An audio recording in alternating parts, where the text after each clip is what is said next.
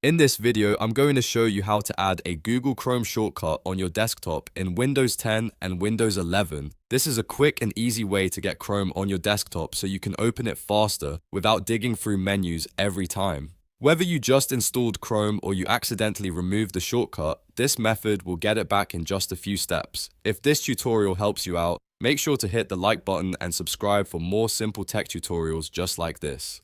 Alright, let's jump right in. First, click the Start menu on your Windows desktop. This is the Windows icon in the bottom left corner of your screen.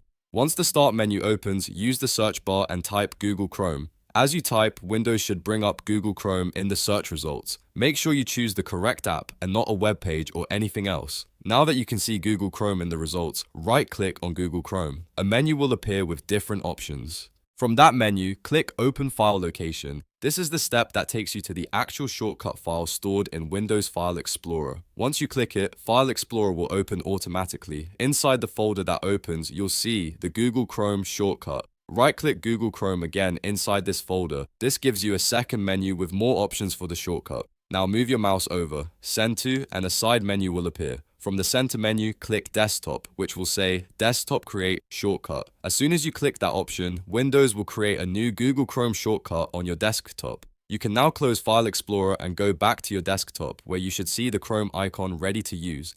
If you want, you can also rename the shortcut or move it to any spot on your desktop so it's easier to find. And that's it. You've successfully added a Chrome shortcut on desktop in Windows 10 and Windows 11. If this video helped, please hit the like button, subscribe to the channel, and turn on notifications so you don't miss the next tutorial. Thanks for watching, and I'll see you in the next one.